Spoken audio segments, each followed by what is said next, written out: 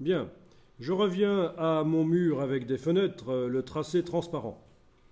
Donc, qui est quand même assez pratique, en fait, hein. Dans la palette des calques, je vais aller déverrouiller le calque qui est contenu dans ce qui contient ce tracé transparent. Je vais verrouiller le texte, voilà. Et je voudrais mettre une porte cette fois-ci. Comme les fenêtres, une porte qui va ici faire un trou. OK.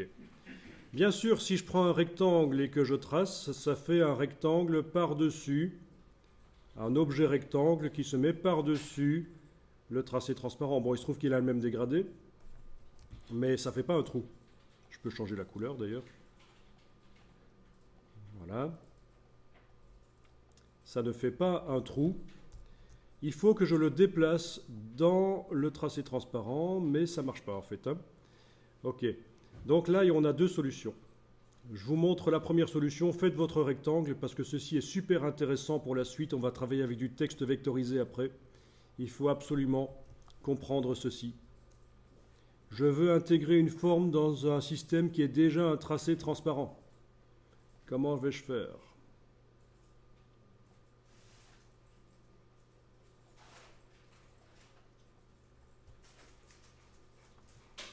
Bon, je l'ai fait par-dessus. Vous l'avez fait aussi ? Super. Vous allez sélectionner votre tracé transparent. Avec la cible, vous cliquez sur la cible du tracé transparent et on va annuler le tracé transparent.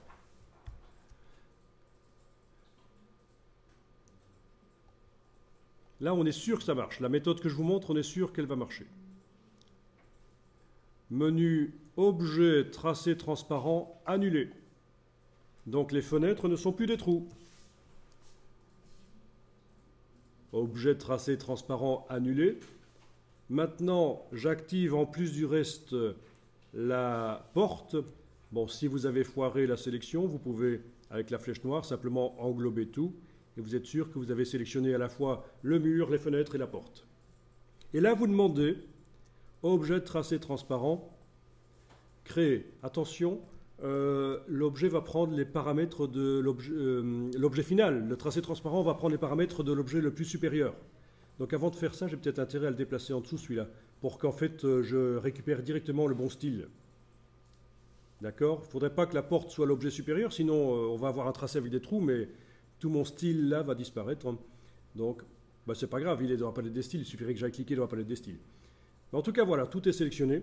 Objet transparent, objet tracé transparent, créé. Et voilà, j'ai une maison avec une porte. Donc ça, c'est la manière de faire qui fonctionne à tous les coups. Vous détricotez le tracé transparent existant et vous sélectionnez en plus de tous les tracés obtenus, vous sélectionnez le tracé que vous voulez ajouter, vous refaites un tracé transparent. Et ça marche. Ça ne peut pas ne pas marcher.